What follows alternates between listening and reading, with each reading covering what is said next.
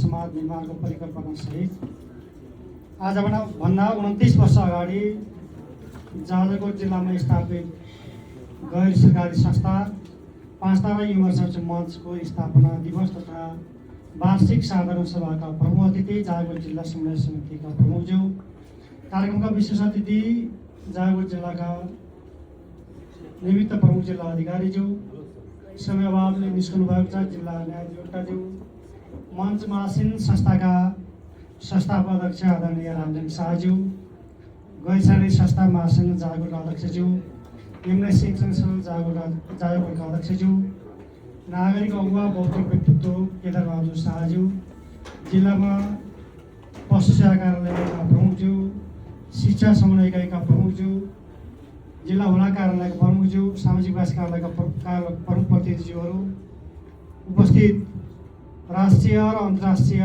सबै गैर सरकारी संस्थाका प्रमुख प्रतिनिधिज्यूहरू, यो हलभित्र उपस्थित सम्पूर्ण पत्रकार महानुभावहरू, साधारण सदस्य, कार्य समितिका पदाधिकारी सदस्यज्यूहरू र कर्मचारी साथीहरू, यहाँहरू सबैलाई संस्थाका तर्फबाट र मेरो व्यक्तिगत तर्फबाट हार्दिक नमन गर्न चाहन्छु। यहाँहरू सबैलाई कृतज्ञता अर्पण गर्न चाहन्छु। यहाँहरूको दिनभरिको धैर्यता, यहाँहरूको साहस, यहाँहरूको यो समर्पणले पनि यो संस्थालाई आजका दिनसम्म जीवन्त राख्नका निम्ति विपन्न, असहाय, अल्पसङ्ख्यक र सीमान्तकृत समुदायलाई केन्द्रबिन्दुमा राखेर आफ्नो गतिविधि सञ्चालन गर्नका निम्ति प्रेरणा मिलेको छ। यहाँहरू सबैलाई सम्मान व्यक्त गर्न चाहन्छु।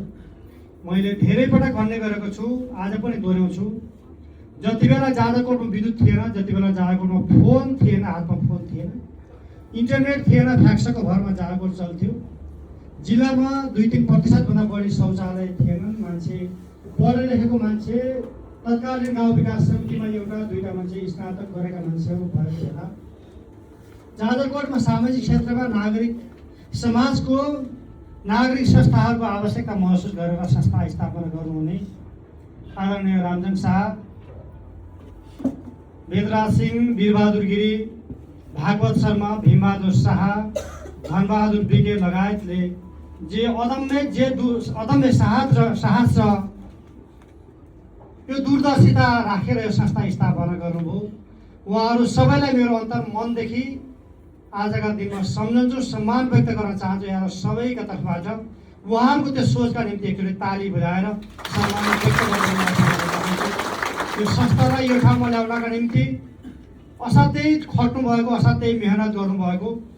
जति बेला म संस्थामा प्रवेश गर्दा एउटा फोनको भरमा, कार्बनको भरमा चलेको संस्था, त्यो संस्था चलाउँदाखेरि जाजरकोटमा रविन्द्र शाह अध्यक्ष हुनुहुन्थ्यो। उहाँको 2073 साल चैत 15 गते आपदायी ढङ्गले उहाँको विवश हत्या गरियो।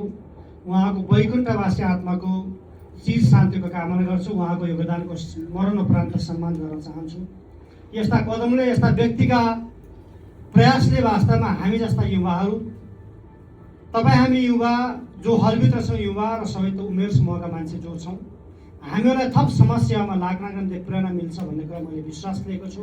म यहाँका बिचबाट सबै साथीहरूलाई धन्यवाद व्यक्त गर्न चाहन्छु। यो गत आर्थिक वर्षलाई अर्थपूर्ण बनाउनका निम्ति, संस्थालाई निष्कलङ्कित बनाउनका निम्ति सबैले विश्वास गर्ने, भर गर्ने, आशा भरोसा मान्ने र साथ दिने संस्था बनाउनका निम्ति सबैको सहयोग रह्यो। यसमा अहोरात्र खट्नुहुने सबै टिमलाई म सम्मान व्यक्त गर्न चाहन्छु। जिल्ला स्थित जिल्ला प्रशासन कार्यालय, जाजरकोटका 7वटा स्थानीय तहहरू, प्रदेश सरकार, वडा कार्यालयदेखि लिएर सबै जिल्ला स्थित कार्यालयहरू, नागरिक समाजका संस्थाहरू, पत्रकारहरू लगायत आम जाजरकोटवासी, कर्णालीवासीको हामीप्रतिको जे भरोसा छ, म यो साधारण सभाका माध्यमबाट अनुरोध गर्न चाहन्छु। त्यो भरोसा कुनै पनि मनमा पाप फोट नराखिकन त्यो भरोसा अनन्तकालसम्म जीवन्त राख्ने कुरामा यहाँका बिचमा वचनबद्धता राख्न चाहन्छु। यो 5 ताराको मात्रै अभियान होइन। मैले यहाँका बिचमा निवेदन गर्न चाहन्छु, आज हामीले कसैले अरूलाई दोष दिँदाखेरि, अरूलाई दोषारोपण गर्दाखेरि, अरूकोतिर जिम्मेवारी तेर्साउँदाखेरि सबैभन्दा सजिलो लाग्दो रहेछ। तर आफूले दायित्व बोध गर्दा, आफूले त्यसको जिम्मा लिँदा वास्तवमा कर्णालीलाई एकचोटि हामीले सम्झ्यौँ।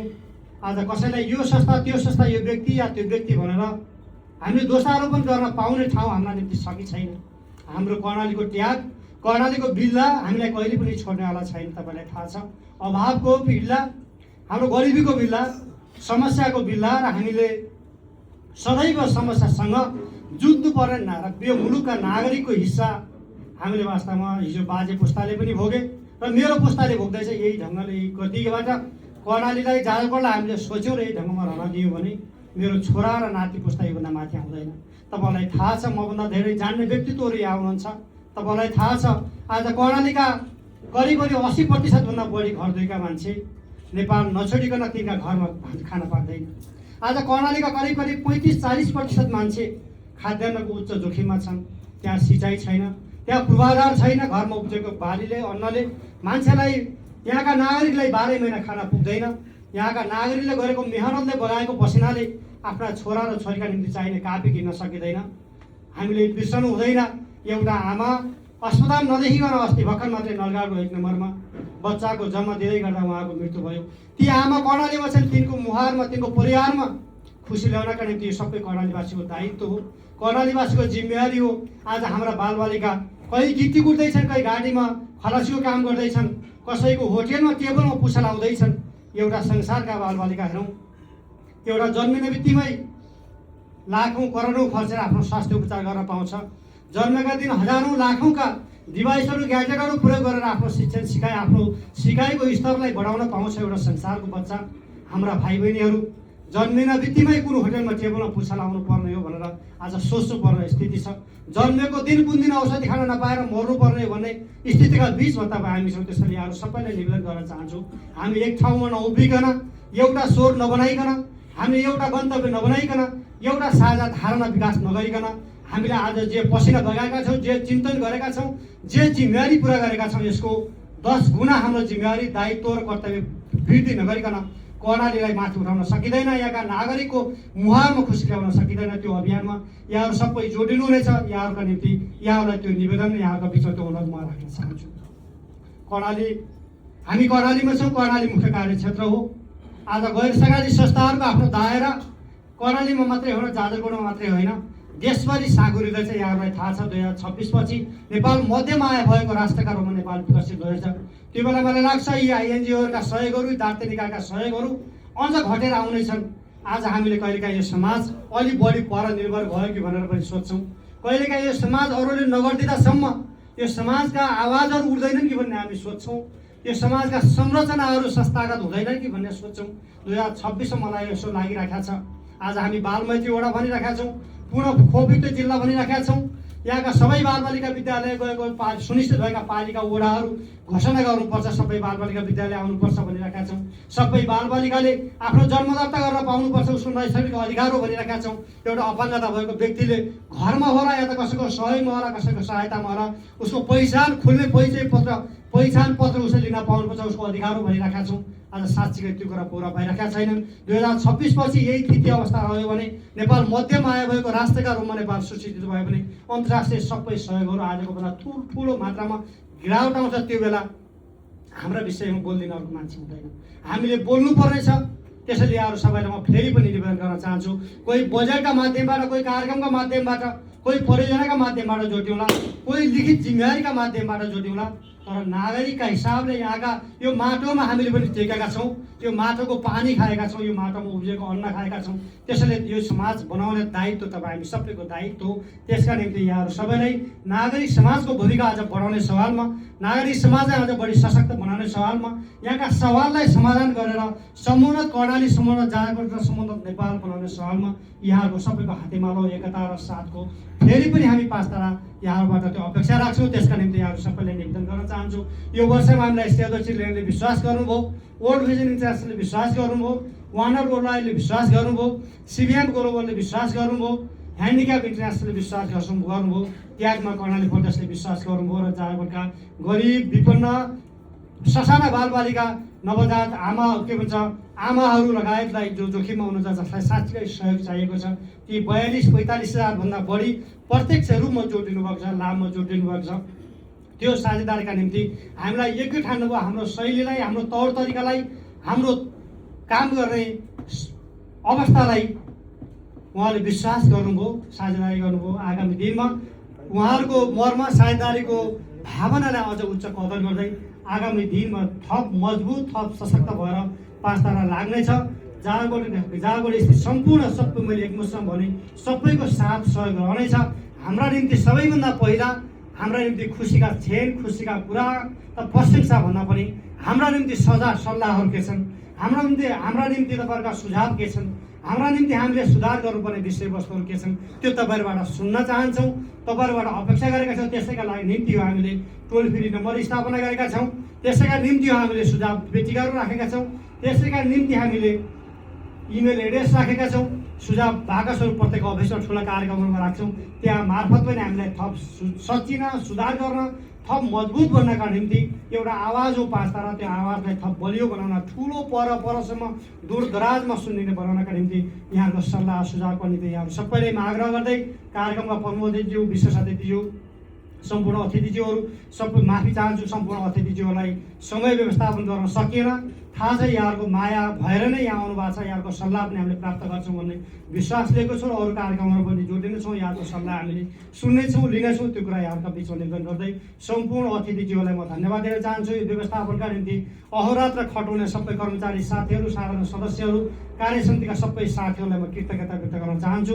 तपाईँहरूको साथ, तपाईँहरूको हौसला, तपाईँहरूको सहभागिता, तपाईँहरूको दुःख र पसिनाले आज 5 तारा यो ठाउँमा छ। मैले यहाँलाई फेरि पनि अगाडि पनि मञ्चबाट ताली बजाएर यहाँलाई सम्मान व्यक्त गरेँ। हामीले बालकोष स्थापना गऱ्यौँ भनेर गत वर्ष छलफल गऱ्यौँ। हामीले केक नकाटौँ, केक काट्छौँ भने हामीले गिफ्ट दिने गरौँ। तर गिफ्ट दिएको गिफ्ट बर्थडेवाला होला या एनिभर्सरीवाला होला, गिफ्ट त्यो जसका निम्ति केक काटेको छ उहाँले त्यसको पुरस्कार के भन्छ त्यो उपहार नलिने, त्यो हामीले दान पेटिकामा राख्ने। दान पेटिकाबाट कम्तीमा जोखिममा भएका बालबालिकालाई सानो सहयोगी 12,212 रुपियाँ भने एउटा बालबालिकाका निम्ति, एउटा जोखिममा रहेका भाइ बहिनीका निम्ति ठुलो सहयोग होइन। तर हामीले गऱ्यौँ भने कम्तीमा हामी यस्तै जिल्लामा भएका सबै कार्यालयले गरौँ त। हामीले 7वटालाई 5 तारालाई गर्दै गर्दा अरू कुनै कार्यालयमा यस्तै 10वटा सुझाव के भन्छ दान पेटिका राखेर 77 जना बालबालिका रजिस्टर गर्न सकिन्छ।